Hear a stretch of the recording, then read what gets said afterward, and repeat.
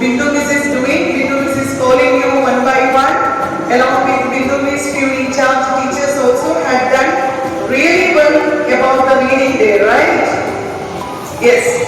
Little mentioning about the chief guest of the day, Mr. Baby Mundakir, is a student of my mom. My mom is a teacher. The new students may be not aware about it, but the teachers, those who were here, and the students, those who were here, you know my mom because she has come as a chief guest for the Onam, right? For the Onam celebration, she was the chief guest last year. I'm so happy and proudly standing right in front of you because it's a pleasure for me. My mom's student is there as a chief guest along with me, right? He's a novelist, an actor, not only the novelist, an actor.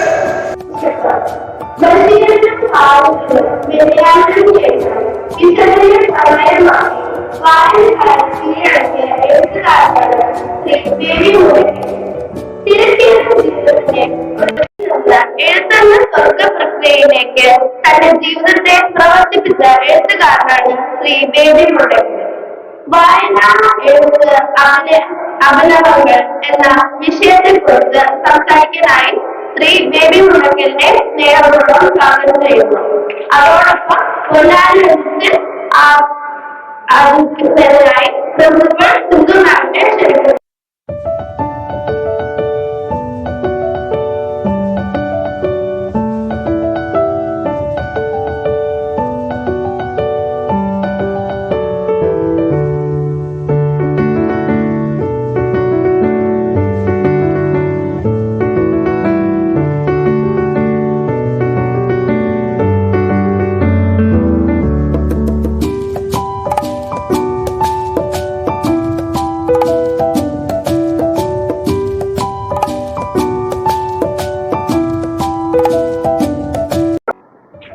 എല്ലാവർക്കും നമസ്കാരം.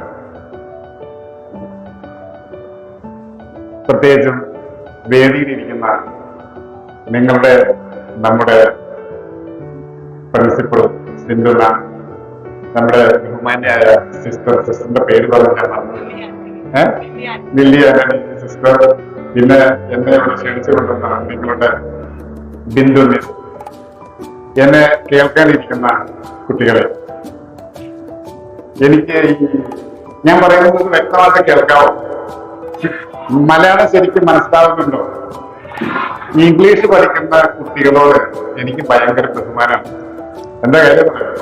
എനിക്ക് English അറിയില്ലാത്തത് മാത്രമല്ല, 1985 ഞാൻ ആദ്യമായിട്ട് ഗൾഫില് ഫ്ലൈറ്റിൽ ചെന്നിറങ്ങിയത് അബുദാബിയിലാണ്.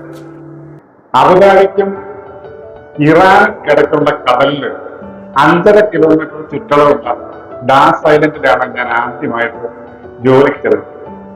അന്ന് എനിക്ക് 20, 24, 25 ദിവസം പ്രായമുണ്ട്. അവിടെ ചെന്നിറങ്ങി ഒരു 2-3 ദിവസം കഴിഞ്ഞപ്പോഴത്തേക്ക് എനിക്ക് വല്ലാത്ത ശ്വാസം മുട്ടലുണ്ടായി. എന്താ കാര്യം പറയാം? എന്നെ സൂപ്പർവൈസ് ചെയ്യുന്നവൻ ഇംഗ്ലീഷുകാരനാണ്, ബ്രിട്ടീഷുകാരാണ്. എനിക്ക് വർക്ക് പറഞ്ഞു തരുന്നത് ഇംഗ്ലീഷുകാരാണ്. എന്നെ ഓരോരോ കാര്യങ്ങളും പഠിപ്പിച്ചു തരുന്നത് ഇംഗ്ലീഷുകാരാണ്. പക്ഷെ എനിക്ക് ഇംഗ്ലീഷ് അറിയില്ല. എനിക്ക് എന്തെങ്കിലും മനസ്സിലാവോ? ഒന്നും മനസ്സിലാവില്ല. അപ്പൊ ഞാനിങ്ങനെ ശ്വാസം കൂട്ടി നടന്നപ്പോൾ എന്നോട് ചെങ്ങന്നൂരുള്ള ഒരു മോഹനേട്ടൻ പറഞ്ഞു, ഏതാ നീ നിൽക്കുന്നിട്ടുള്ള നടക്കുന്ന വെള്ളക്കാരെ കണ്ടൊന്നും പേടിക്കണ്ട.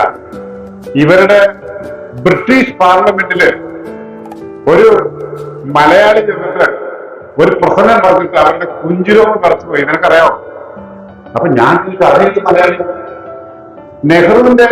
നമ്മുടെ നെഹ്റുവിന്റെ ആദ്യ പ്രധാനമന്ത്രി, നെഹ്റുവിന്റെ മന്ത്രിസഭയിലെ അംഗം ബി കൃഷ്ണമേനോൻ എന്ന് പറയുന്ന ആളാണ് ബ്രിട്ടീഷ് പാർലമെന്റിൽ ചെന്നിട്ട് ഒരു ഇംഗ്ലീഷ് പ്രസംഗം നടത്തി അവരെ വിറപ്പിച്ചു കളഞ്ഞു. അതുകൊണ്ട് മലയാളിയായി നീ പേടിക്കുന്നു. ഞാൻ ചോദിച്ചാൽ അത് എന്ത് പ്രസംഗമാണ്? അതിന്റെ ഒരു പീസ് ഞാൻ പറഞ്ഞുതരാം. ചെറിയൊരു സിമ്പിൾ കാര്യം പുള്ളി വളരെ പ്രാസം ഒപ്പിച്ച് പറഞ്ഞു. നിങ്ങളിൽ പല ടീച്ചർമാരും അത് കേട്ടിട്ടുണ്ടാവും. After a great contemplation and consideration, we came to a conclusion that the London matriculation examinations botheration to Indo-nation who occupies the cultivation. അതിനകത്ത് എത്ര യാശനുണ്ട്? അവര് വിറച്ചുപോയി. ബ്രിട്ടീഷുകാരുടെ കണ്ണു തള്ളിപ്പോയി. ഒരു മലയാളി പ്രസംഗമാണ്. അതുകൊണ്ട് നീ ആസ്തികൃത നടക്കുന്ന വെള്ളക്കാരുടെ ഇംഗ്ലീഷ് ഒന്നും കേട്ട് പേടിക്കണ്ട. പക്ഷെ ഞാൻ അന്ന് മുതൽ ഇംഗ്ലീഷ് പഠിക്കാനായിട്ട് തുടങ്ങി. ഒരു സാറിനെ വെച്ചു. സാറ് പറഞ്ഞാൽ 8 പേരെങ്കിലും ഇല്ലാതെ ഒരു ക്ലാസ് എടുക്കാൻ പറ്റില്ല, ഒരാളെ ഇംഗ്ലീഷ് പഠിപ്പിക്കാൻ പറ്റില്ല. ഒരു വർഷം കൊണ്ട് 9 മാസം കൊണ്ട് പുള്ളി ഞങ്ങളെ ഗ്രാമർ പഠിപ്പിച്ചു. പക്ഷെ അത് പഠിപ്പിച്ച് തുടങ്ങുന്നതിന് മുമ്പ് ഈ സാറ് പറഞ്ഞൊരു കാര്യമുണ്ട്. എടാ, ഈ ഇംഗ്ലീഷ് എന്ന് പറയുന്നത് അങ്ങനെ മലമറിക്കുന്ന കാര്യമൊന്നുമല്ല. ഇതിനകത്ത് 9 ആക്റ്റീവ് വോയിസ് ഉണ്ട്, 9 പാസീവ് വോയിസ് ഉണ്ട്. ഓരോ വോയിസിനും 3 വകഭേദങ്ങളുണ്ട്. 18 കാലം കഴിഞ്ഞു. അപ്പൊ ഞാൻ വിചാരിച്ചു ഇത്രേ ഉള്ളൂ. പഠിച്ചു വന്നപ്പോഴാണ് കാര്യം മനസ്സിലായത്. അപ്പൊ ഈ നമ്മളിന്ന് പറയുന്നത് ഇംഗ്ലീഷിനെ പറ്റിയല്ല, മലയാളത്തെ പറ്റിയാണ്, വായനയെ പറ്റിയാണ്. ഇന്ന് റീഡിംഗ് ഡേ ആണ്. ഇന്ന് നമ്മുടെ കൊച്ചു പിടുക്കി മോട്ടേണം ലറിസ പറഞ്ഞു, ഇന്ന് PM മേനോന്റെ ചരമദിനം പ്രമാണിച്ചാണ് നമ്മൾ വായനാ ദിനമായിട്ട് ആഘോഷിക്കുന്നത്. ഈ PM മേനോനാണ് ആദ്യമായിട്ട് കേരളത്തില് ലൈബ്രറികളെ സ്ഥാപിച്ചത്. വായന എന്ന സംഭവം, വായന, പുസ്തക വായനയുടെ പ്രാധാന്യം എന്താണെന്ന് ഇന്ന് നമ്മൾ അറിഞ്ഞിരിക്കേണ്ട ഒരു ദിവസമാണ്. എന്താ കാര്യം അറിയോ? നമ്മളിപ്പോ നിങ്ങൾക്ക് ക്ലാസ്സുകളിൽ നിങ്ങളെ പഠിപ്പിക്കുന്ന കാര്യങ്ങൾ നിങ്ങൾ എക്സാമിനേഷന് വേണ്ടി തയ്യാറാവാൻ വേണ്ടിയിട്ടുള്ളതാണ്. ഞാൻ പറയുമ്പോൾ എക്സാമിന് വേണ്ടി അല്ലെങ്കിൽ പരീക്ഷയ്ക്ക് വേണ്ടി പഠിക്കരുത്, അറിയാൻ വേണ്ടി പഠിക്കണം. പരീക്ഷയ്ക്ക് വേണ്ടി പഠിക്കുന്ന കാര്യങ്ങൾ പരീക്ഷ കഴിയുമ്പോൾ മറന്നു. അറിയാൻ വേണ്ടി പഠിക്കുന്ന കാര്യങ്ങൾ ജീവിതത്തിൽ മറക്കത്തേയില്ല. ഈ വായനയിൽ വേറൊരു കാര്യം കൂടി നമുക്ക് മനസ്സിലാക്കാം. നിങ്ങൾ കുഞ്ഞു പിള്ളേരാണ്, എന്നാലും ഞാൻ പറയാണ്, നിങ്ങൾ പുസ്തകങ്ങൾ വായിക്കാൻ കിട്ടുന്ന സമയം പരിശീലിക്കുന്നത് നല്ലതാണ്. കാരണം എന്താണെന്നറിയോ, നിങ്ങൾ TV കണ്ടുകൊണ്ടിരിക്കുകയാണെങ്കിൽ, അതാണെങ്കിൽ നിങ്ങളെ അമ്മമാരൊക്കെ TV കണ്ടുകൊണ്ടിരിക്കുമ്പോൾ കറിക്കരിയും, മൊബൈൽ വന്നുകൊണ്ടിരിക്കുമ്പോൾ 100 കൂട്ടം മെസ്സേജ് വരും, വേറെ കാര്യങ്ങൾ അതിന്റെ കൂടെ സംസാരിക്കാം. കമ്പ്യൂട്ടറാണെങ്കിൽ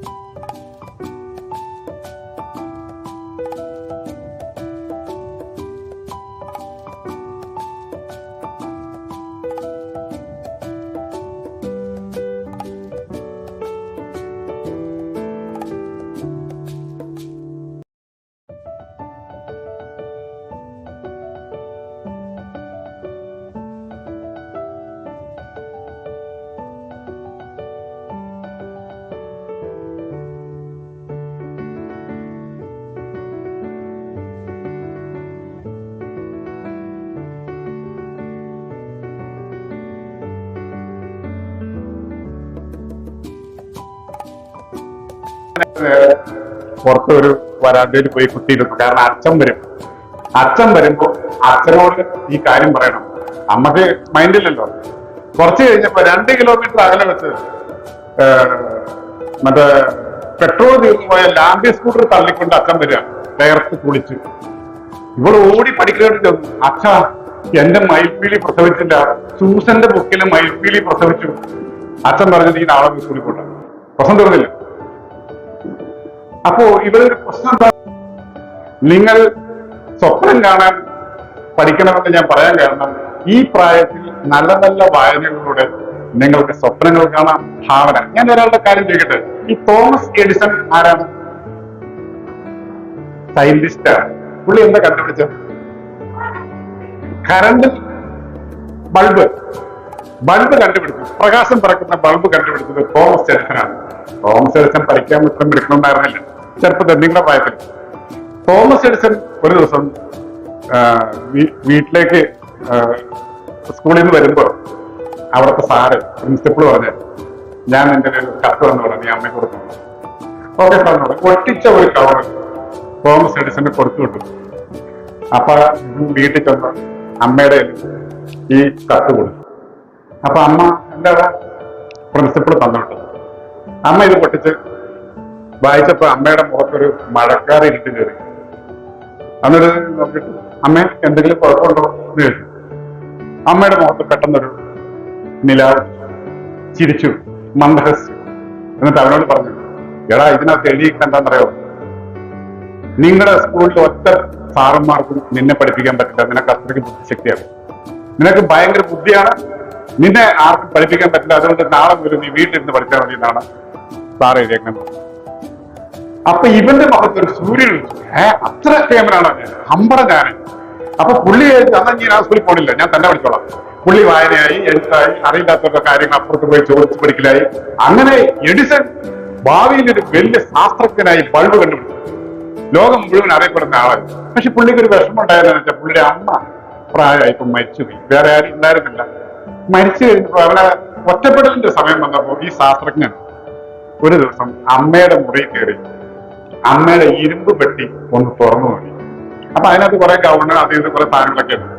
അതിനിടയ്ക്ക് ഈ പണ്ട് സ്കൂളിൽ പഠിച്ചപ്പോ സാറ് കൊടുത്തുവിട്ട എഴുത്ത് അവൻ കണ്ടുപിടിച്ചു. ഒരു മഞ്ഞ കടലാസായിരുന്നു. അതിനകത്ത് സാറ് എഴുതിയിട്ട് എന്താണെന്ന് അറിയാമോ, നിങ്ങളുടെ മകൻ മരമണ്ടൂസാണ്, ഇവനെ കൊണ്ട് ഞങ്ങളുടെ പിന്നെ സാറന്മാരുടെ സമയം മുഴുവൻ പോവുകയാണ്, അതുകൊണ്ട് ഇനി മേലെ ഇതിന്റെ സ്കൂളിൽ പറഞ്ഞു വിടുന്നത്. എന്നിട്ട് അമ്മ പറഞ്ഞെന്താ അവരോട്, നീ ഭയങ്കര ബുദ്ധിമാനാണ്, നിന്നെ പോലെ ബുദ്ധിമാനെ പഠിപ്പിക്കാൻ പറ്റിയ സാറന്മാർ ഞങ്ങളുടെ സ്കൂളിലെന്ന് പറഞ്ഞു അമ്മ പറഞ്ഞു. ചില നുണകൾ ചില പിള്ളേരെ വളർത്തും അല്ലേ? അപ്പോ തോമസ് എഡിസൺ അതിനുശേഷം സ്വയമായിട്ട് പഠിച്ചു, വലിയ ശാസ്ത്രജ്ഞൻ. ഇനി വേറെ കഥ പറയാം, സമയം തീരുക കേട്ടോ. ഞാൻ ഒരു പുസ്തകം എഴുതിയ കഥ നിങ്ങളോട് മിസ്സൊക്കെ പറഞ്ഞില്ലേ?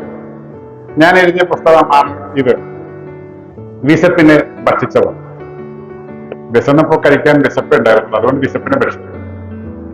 പറയുമ്പോ ഈസിയാണ്, അതൊരു വലിയ സംഭവം. 4ാം ക്ലാസ്സിൽ നിന്ന് ഞാൻ 5ലേക്ക് ജയിക്കുന്ന സമയത്ത് എന്റെ ഫാദർ പറഞ്ഞു, നീ നാളെ സ്കൂളിൽ പോണ്ടാവും. കാരണം അമ്മ ചെറിയ രോഗിയാണ്, ഇളയത് ഞങ്ങൾ 6 മക്കളാണ്. അപ്പൊ വീട്ടിൽ അത്യാവശ്യം പണി ചെയ്യുന്ന ആൾ ഞാനാണ്, അടുക്കള പണി അറിയാം, എല്ലാ പണി അറിയാം. അപ്പോ ഇവനിവിടെ നിന്നാൽ കൂടാ, പക്ഷേ എന്റെ പഠിത്തം ഞാൻ ഒത്തിരി കരഞ്ഞു. അപ്പൊ അമ്മ എന്നോട് പറഞ്ഞു, മോനെ നീ പഠിക്കണോടാ, നീ ഒരു കാര്യം ചെയ്യും, അപ്പച്ചന്റെ സഹോദരി സിസ്റ്ററിന്റെ മകൻ ഒരാള് പട്ടാമ്പി കോളേജിൽ പഠിപ്പിക്കുന്നുണ്ട്, ആ ചേട്ടായി വന്നിട്ടുണ്ട്, നമുക്ക് നീ ചെന്ന് ആ ചേട്ടായോട് അപ്പച്ചനോട് ഒന്ന് പറയാൻ പോകും. ആ ചേട്ടായി ആരാണെന്നറിയോ? കഴിഞ്ഞ ആഴ്ചയിൽ കേന്ദ്ര സാഹിത്യ അക്കാദമി ഭാഷാ സമ്മാനം കൊടുത്ത് ആദരിച്ച ഡോക്ടർ KG പ്രൊഫസർ. എന്റെ അപ്പച്ചന്റെ സഹോദരിയുടെ മകനാണ്. പുള്ളി വീട്ടിൽ വന്നു. അപ്പൊ പുള്ളിയുടെ ചാച്ചനാണ് എന്റെ അപ്പച്ചൻ, അമ്മയുടെ ആങ്ങളാണ്. ചാച്ച ഇവനെ പഠിപ്പിക്കണം. കാരണം അങ്ങനെയല്ല, അത് വലിയ പ്രശ്നമാണ്, കാരണം ഇവിടെ കാര്യങ്ങൾ നോക്കാൻ ആളില്ല, ഞാൻ ഒരാൾ കൂലിപ്പണിക്ക് പോയിട്ട് വേണം എന്നൊക്കെ പറഞ്ഞു. ഒക്കെ ശരിയാണ്, അതിനുള്ള എന്ത് നഷ്ടം വന്നാലും ഞാനും നോക്കിക്കോളാം എന്നൊക്കെ പറഞ്ഞ് എന്നെ 5ാം ക്ലാസ്സിലേക്ക് വിട്ടു. അതുകൊണ്ടാണ് എനിക്ക് സെലിൻ മേഡത്തിനെ കിട്ടിയത്. 5ാം ക്ലാസ്സിൽ എന്നെ മലയാളം പഠിപ്പിച്ചതാണ് നമ്മുടെ സിന്ധു മാമിന്റെ മമ്മി സെലിൻ മേഡം. അന്നാണ് ഞാൻ മലയാളം വായിക്കാൻ പഠിച്ചത്. മനസ്സിലായി? 5ാം ക്ലാസ്. 5ാം ക്ലാസ്സും കിട്ടി, 6ാം ക്ലാസ്സും കിട്ടി. 6ാം ക്ലാസ് കഴിയുമ്പോ അപ്പൊ അടുത്ത തീരുമാനം എടുത്തു, നീ സ്കൂളിൽ പോണ്ടാണ്. അപ്പോ ഈ ചേട്ടായി അന്ന് പട്ടാമ്പിയിൽ താമസിച്ച് പഠിപ്പിക്കുകയാണ്. പുള്ളിയുടെ ഹെൽപ്പില്ല. അന്നൊന്നും നമുക്ക് ഫോൺ ചെയ്യാൻ ഫോണില്ല, ആരും എന്നെ ഹെൽപ്പ് ചെയ്യാനുണ്ടായില്ല. 2 ദിവസം കഴിഞ്ഞപ്പോ സ്കൂൾ തുറന്നു, നല്ല മഴക്കാലത്ത്. എന്റെ വീടിന്റെ മുമ്പിൽ നിന്ന് പിള്ളേര് കൂട്ട് വിളിച്ചിട്ട് എല്ലാവരെയും കൂട്ടിയിട്ടാണ് അവിടുന്ന് പാടം വഴി പെണ്ണിക്കുള്ള സ്കൂളിലേക്ക് പോകുന്നത്. 2 ദിവസം ഇത് കണ്ടപ്പോ ഞാൻ എന്റെ പോക്കത്ത് എന്റെ അനിയനുണ്ട്. രാത്രി ഭയങ്കര മഴയായിരുന്നു. നേരം വെളുത്തപ്പോ എന്നെ കാണാൻ ഞാൻ നാട് വിട്ടു. പഠിപ്പിക്കാത്ത സങ്കടം കൊണ്ട്, ദേഷ്യം കൊണ്ടല്ല. കാരണം അപ്പച്ചൻ ഒരാള് കൂലിപ്പണിക്ക് പോയി 8 വയറ് നടക്കണം. അദ്ദേഹം എന്ത് ചെയ്യും? അതുകൊണ്ട് സങ്കടം കൊണ്ടാണ് ഞാൻ നാട് വിട്ടുപോയത്. ചുരുക്കി പറയുന്നത്, മൂവാറ്റുപുഴയിലേക്കാണ് ഞാൻ നാട് വിട്ടുപോയത്. മൂവാറ്റുപുഴ എന്ന് പറയുന്നത് അന്ന് കേരളത്തിന്റെ ഏറ്റവും കിഴക്കേറ്റത്തുള്ള പട്ടണമാണ്. കാരണം ഞാൻ എന്റെ വല്ലതിക്കർ പ്രായമാണ്, മനസ്സിലായോ? അന്ന് എനിക്ക് ഏറ്റവും കിഴക്കേറ്റത്തുള്ള സ്ഥലമാണ്. കിട്ടി മുണ്ടക്കയത്തുകാരൻ ഹമീദ്. അപ്പൊ ഞാനും ഹമീദ് അവിടെ നിൽക്കട്ടെ, വേറൊരു കഥ പറയും. അപ്പൊ ആ കഥയോട് നമ്മൾ ഈ പ്രശ്നം തീരുട്ടോ. സമാനമല്ലേ? ഞാനൊരു സിനിമയിലാണ്. ഏതാണെന്നല്ലോ, നിങ്ങൾ ആരെങ്കിലും കണ്ടിട്ടുണ്ടോ ജോ ആൻഡ് ദ ബോയ് എന്ന് പറയുന്ന മഞ്ജു വാര്യരുടെ പടം? കണ്ടിട്ടുള്ളത് കൈവയ്ക്ക്. അതിൽ എന്നെ നിങ്ങൾ കണ്ടിട്ടുണ്ടാവില്ല. ഞാൻ അതിനകത്ത് ഡോക്ടറായിട്ട് അഭിനയിച്ചിട്ടുണ്ട്. ലാലുലക്ഷ്മി ചികിത്സിക്കുന്ന ഡോക്ടറായിട്ട്. അപ്പൊ ഈ സിനിമയിൽ അഭിനയിച്ചു കഴിഞ്ഞാൽ പടം അത്ര വിജയിച്ചില്ല. അതിനൊപ്പം അവർ എടുത്ത മങ്കിപ്പൻ വിജയിച്ച പടമായിരുന്നു. അതിനുശേഷം ഹോം ചെയ്തു, അത് അതിലും വിജയിച്ച പടമായിരുന്നു. ഇപ്പോ കത്തനാർ എന്ന് പറയുന്ന പടം ഷൂട്ട് ചെയ്തുകൊണ്ടിരിക്കുന്നു. അതിനകത്ത് ഞാൻ ചെറുതായിട്ട് അഭിനയിച്ചിട്ടുണ്ട്. ഈ സിനിമ ജോന്റെ പോയി കഴിഞ്ഞ് ഒരു 2-3 മാസം കഴിഞ്ഞപ്പോ ഇതിന്റെ ഡയറക്ടർ, എന്റെ ഒരു കൊച്ചപ്പന്റെ മകന്റെ മകൻ അതിനകത്ത് അസിസ്റ്റന്റ് ഡയറക്ടർ ആയതുകൊണ്ടാണ് എനിക്ക് അതിനകത്ത് ചാൻസ് കിട്ടിയത്. അപ്പൊ ഇവരെന്നെ ചാച്ചാന്ന് വിളിക്കുന്നത്, ഇവരൊക്കെ എന്നെ ചാച്ചാന്ന് വിളിക്കുന്നത്. ഈ പടത്തിന്റെ പിന്നണിയിൽ പ്രവർത്തിക്കുന്ന റോജിൻ തോമസ് എല്ലാവരും. ഈ റോജിൻ തോമസ് എന്നെ ഒരു ദിവസം പറഞ്ഞു, ചാൾസിനോട് പറഞ്ഞു, ഈ ഒരു ദിവസം ചാസിനെ ഒന്ന് വിളിച്ചിട്ട് വരാൻ. ഒരു 3 മാസം കഴിഞ്ഞപ്പോ ഞാൻ റോജിൻ തോമസിന്റെ പാർട്ടിക്ക് എന്നോട് റോജിൻ തോമസ് പറഞ്ഞു, ചാച്ചാ ഈ ജോ ആൻഡ് ദ ബോയ് എന്ന് പറയുന്ന ചാസിന് അഭിനയിച്ച പടം വിജയിച്ചു, എന്താ കാര്യം പറഞ്ഞു? ഞാൻ ചോദിച്ചാൽ എന്താ? അതിന്റെ സ്റ്റോറി എഴുതിയത് ഞാനാണ്, എനിക്ക് അനുഭവങ്ങളില്ലായിരുന്നു, അതുകൊണ്ട് ആ പടം ഒരു വീക്കായി. എന്നോട് ഈ ചാൻസ് പറഞ്ഞു, ചാൻസിന് ഭയങ്കര അനുഭവങ്ങളുള്ള ആളാണ്, ഒരു സ്റ്റോറി പറയാമെന്ന് ചോദിച്ചു. അപ്പോ ഞാൻ വിചാരിച്ചു ഈ പിള്ളേരോട് നമ്മുടെ ഈ പട്ടിണി കഥയൊന്നും പറഞ്ഞാൽ കേൾക്കില്ല. അപ്പൊ ഞാൻ ഒരു വിഗ്രഹമോഷണ കേസിൽ ഞാൻ അറിയാതെ പ്രതിയായി പോയൊരു കഥ പറയാമെന്ന് വിചാരിച്ചു. അപ്പൊ അവർക്കത് കത്തണില്ല, അവർ വേറൊരു കഥ പറയും. അപ്പൊ നമ്മുടെ ഹമീദും പണ്ട് പട്ടിണിക്ക് കിടന്ന ഞാനും കോട്ടയം തിരുനക്കരമേനകത്ത് നിൽക്കല്ലേ, അവിടെ നിന്ന് ആ കഥയൊക്കെ പിടിച്ചു. ഞാൻ ഒരു പ്രാവശ്യം ഈ ഹമീദിനെ കണ്ടുമുട്ടുന്നതിന് മുമ്പ് എന്റെ ബോധം കെട്ട് ഒരു മീൻ തന്തയിൽ വീഴാൻ പോയ എനിക്ക് എന്റെ തലയിൽ ഒരു കൊണ്ട പച്ചമീൻ പിടിച്ച് ഒരു ഹോട്ടൽ മുതലാളി ഒരു ചുമട്ടുകാരൻ തലയിൽ വെച്ചത്. ഇത് കൊണ്ടുവന്നത് ഈ ഹോട്ടലിൽ കൊണ്ട് പോലത്തെ നിനക്ക് അവിടെ ജോലി കിട്ടുന്നു. അപ്പൊ കോട്ടയത്ത് 2-3 ദിവസമായിട്ട് ഞാൻ അരിയാഹാരം കഴിച്ചിട്ടില്ല. അത് ആ ഒരു പ്രതീക്ഷയിൽ ഞാൻ ഈ കോട്ടയം കൊണ്ടുവന്ന് ഈ സിറ്റി കൂടെ ഈ ഹോട്ടലിലേക്ക് ചെന്ന് അവിടുത്തെ കിച്ചൺ ഞാൻ കണ്ടു, പക്ഷെ ഞാൻ ബോധം കിട്ടില്ല. കിച്ചണിലുള്ള സകല ആൾക്കാരുടെ മേത്തേക്ക് ഈ മീൻ ഒഴുകിട്ടുണ്ട്. ഈ ഭാഗം പറഞ്ഞപ്പോ അതിലത്തെ 2 പിള്ളേര് അന്നത്തോളം ചോദിച്ച് ചാടി എഴുതി ഇരുന്ന് കേട്ടോണ്ടിരിക്കാറുന്ന കഥ. അതിനുശേഷം ഞാൻ ആ കഥ അവര് നല്ല ഭംഗിയായിട്ട് കേൾക്കാനുള്ള നോക്ക് കംപ്ലീറ്റ് പറഞ്ഞപ്പോ പറഞ്ഞു, ചാച്ചാ ഈ സാധനം കൊള്ളാം, ചാച്ചൻ്റെ ഒന്ന് എഴുതാൻ നമുക്ക് സിനിമയാക്കാം. അങ്ങനെയാണ് ഈ പുസ്തകത്തിന്റെ കഥ ഞാൻ എഴുതുന്നത്. എഴുതി വന്നപ്പോഴത്തേക്കും കൊറോണയായി. പിന്നെ സിനിമാ മേഖലയെല്ലാം അപ്പോഴാണ് അവർ ഹോ എന്ന സിനിമ ചെയ്യുന്നത്. അപ്പൊ ഇത് നടക്കില്ല എന്നുള്ള കാര്യം മനസ്സിലായി. നമ്മുടെ പഴയ സാറുണ്ടല്ലോ, KG പോളോ സാറിന്റെ പെങ്ങള് സ്റ്റെല്ല മേരി സ്കൂളിലെ ടീച്ചറാണ്. ടീച്ചർ ഇതിനകത്ത് ഞാൻ എഴുതിയ 2 അധ്യായം ഞാൻ അവിടെ കാണിച്ചു. പുള്ളിക്കാർക്ക് പറഞ്ഞു, ആച്ചൻ എന്നാണ് KG പോളോസിനോട് പറയുന്നത്, പുള്ളിനെ കൊണ്ട് കാണിച്ചു. പുള്ളി എന്നെ അന്ന് തന്നെ വിളിച്ചു, നീ എഴുതിയ 2 അധ്യായം ഞാൻ വായിച്ചു. ഒന്ന് സെലിമേന്റെ ഒരു അധ്യായം, പിന്നെ ഒന്ന് ഹോട്ടൽ മായ എന്ന് പറയുന്ന 2 അധ്യായം. എനിക്ക് ഇത് ഭയങ്കര ഇഷ്ടപ്പെട്ടു. നിന്റെ ഭാഷ കൊള്ളാം, നീ ഒരു കാര്യം ചെയ്യും, നീ അമ്മയുടെ അടുത്തേക്ക് വാ, പുള്ളിയുടെ സ്വന്തം വീട്ടിലേക്ക്, ഞാൻ ഇന്ന ദിവസം അവിടെ വരും, അന്നേരം നമുക്ക് സംസാരിക്കാമെന്ന് പറഞ്ഞു. അന്നേരം പുള്ളിയാണ് പറഞ്ഞത്, നിന്റെ ഈ കഥ നമുക്ക് പുസ്തകമാണ്. ജീവിതത്തിൽ അതുവരെ ഒരു പുസ്തകം എഴുതുന്നതിനെ പറ്റി ഞാൻ ചിന്തിച്ചിട്ട് പോലുമില്ല. കാരണം അങ്ങനെയുള്ള ഒരു വിദ്യാഭ്യാസ അടിത്തറയൊന്നും കിട്ടാത്ത ഒരാളാണ് ഞാൻ. വായിച്ചുള്ളത് ഇത് മാത്രമേ ഉള്ളൂ. പുസ്തക വായനകൾ കൊണ്ട് മാത്രം എന്തെങ്കിലും നേടിയ ഒരു മനുഷ്യനാണ് നിങ്ങളുടെ മുന്നിൽ നിൽക്കുന്നത്. അതുകൊണ്ടാണ് എന്റെ ഗുരുവായ സെലിൻ മേൻഡസ് പിന്നെ സാക്ഷി നിർത്തിക്കൊണ്ട് പറയണമെന്ന് വിചാരിച്ച സംഭവം ഞാൻ പറയുന്നത്. അതിന് ഞാൻ ഒരു കാര്യം കൂടി പറഞ്ഞ് അവസാനിപ്പിക്കാം, കാരണം സമയം വൈകില്ലേ, സമയം തീരെയാണ്. ഒരു കഥ പറയണം, അത് ഞാൻ പറയാൻ മറന്നതാണ്. ഇനി ഒരു കഥ കൂടി പറഞ്ഞാൽ തീർന്നു. ഒരു മനുഷ്യൻ തന്റെ ഒരു നാടോടി കഥയാണ്. തന്റെ ഭാണ്ഡക്കെട്ടിനകത്ത് ഭൂമിയിലുള്ള അക്ഷരങ്ങൾ മുഴുവൻ കുത്തി നിറച്ചുകൊണ്ട് ഒരു മല കയറി. മല എന്ന് പറഞ്ഞ വലിയ ഹില്ല്, ഒരു വലിയ പർവ്വതം. അദ്ദേഹം കുറേ സമയം എടുത്തിട്ടാണ് കഷ്ടപ്പെട്ട് ഈ പർവ്വതത്തിന്റെ മുകളിൽ ചെന്നത്. ഈ പർവ്വതത്തിന്റെ മുകളിൽ ചെന്ന് ഈ മനുഷ്യൻ തിരിഞ്ഞു നോക്കിയപ്പോൾ താഴ്വാരം, ഭൂമി മുഴുവൻ ഇരുണ്ട് കിടക്കുകയാണ്. അന്ധകാരം, കുറ്റാക്കൂരിട്ടുണ്ട്. അദ്ദേഹം തന്റെ ഭാണ്ഡക്കെട്ടൊന്ന് തുറന്നു നോക്കി. അപ്പോഴെന്താ, നക്ഷത്രങ്ങൾ പോലെ ഈ അക്ഷരങ്ങൾ തിളങ്ങുന്നു. അദ്ദേഹം ഈ നക്ഷത്രങ്ങൾ പോലെ തിളങ്ങുന്ന അക്ഷരങ്ങളെല്ലാം വാരിയെടുത്ത് ഭൂമിയിലേക്ക് വിതറിയെറിഞ്ഞു. അപ്പോൾ ഭൂമിക്ക് എന്ത് സംഭവിച്ചു? അക്ഷര നക്ഷത്രങ്ങൾ വന്ന് വീണ ഭൂമി വെട്ടത്തിൽ, വെളിച്ചത്തിൽ കുളിച്ചു നിന്നു. ഒരു കാര്യം മനസ്സിലായോ? അക്ഷരങ്ങൾ ഉണ്ടെങ്കിൽ അതിന്റെ പേരാണ് അറിവ്. ആ അറിവുള്ളിടത്തൊക്കെ പ്രകാശം ഉണ്ടാകും. നിങ്ങളുടെ ടീച്ചർമാര് നിങ്ങൾക്ക് തരുന്ന അറിവാണ് ഈ അക്ഷരങ്ങൾ. ആ അറിവ് നല്ല രീതിയിൽ നിങ്ങൾ ഉപയോഗിച്ചാൽ നിങ്ങൾ മാത്രമല്ല, നിങ്ങളുടെ വീട്ടിലുള്ളവരും, നിങ്ങളുടെ അടുത്ത് നിൽക്കുന്നവരും, നിങ്ങളുടെ കൂട്ടുകാരും, നിങ്ങൾ ഇടപെടുന്ന ഓരോരുത്തരും പ്രകാശിക്കും നല്ല രീതിയിൽ. ആ പ്രകാശം എന്നും നിങ്ങളുടെ ഉണ്ടാവട്ടെ എന്ന് ആശംസിച്ചുകൊണ്ട് എന്റെ കഥകൾ തീർന്നു. നന്ദി, നമസ്കാരം. ഈ പുസ്തകം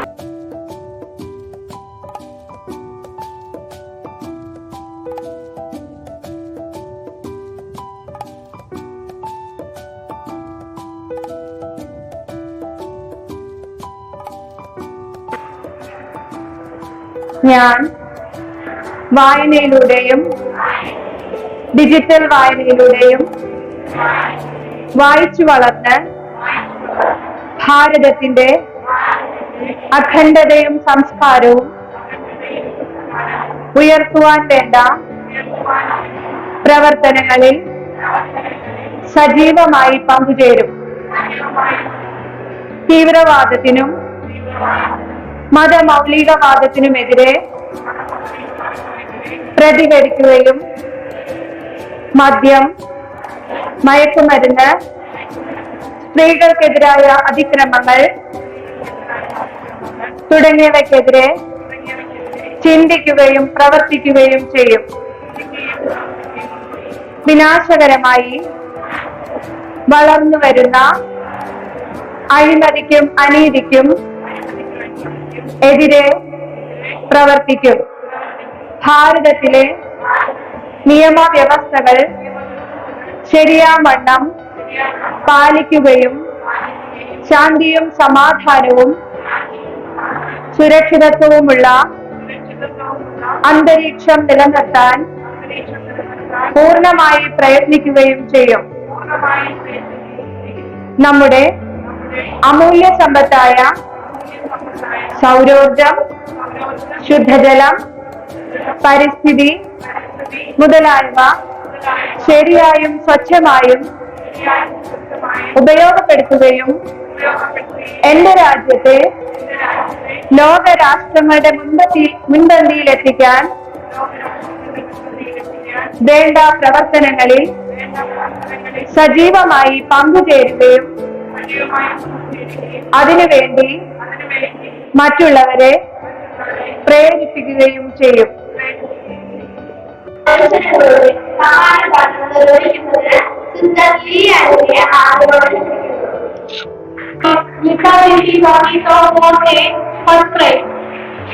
Category 2, Nia and Abhi of 4th grade. Category 3, Jasmine Sebastian of grade 7.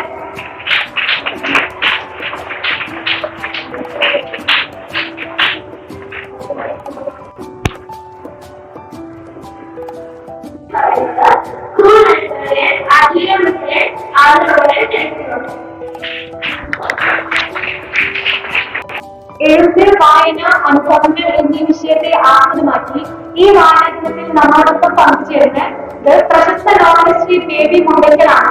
അദ്ദേഹത്തിന്റെ അനുഭവങ്ങളും വാക്കുകളും വിദ്യജ്യോതി ഫാമിലിയുടെ പേരിൽ നന്ദി അറിയിച്ചു കൊള്ളുന്നു. ഈ പരിപാടിക്ക് അധ്യക്ഷപദം അലങ്കരിച്ച് നമ്മുടെ ബഹുമാനപ്പെട്ട പ്രിൻസിപ്പൽ സിന്ധു തോമസ് മാമിനെ നന്ദി അറിയിക്കുന്നു.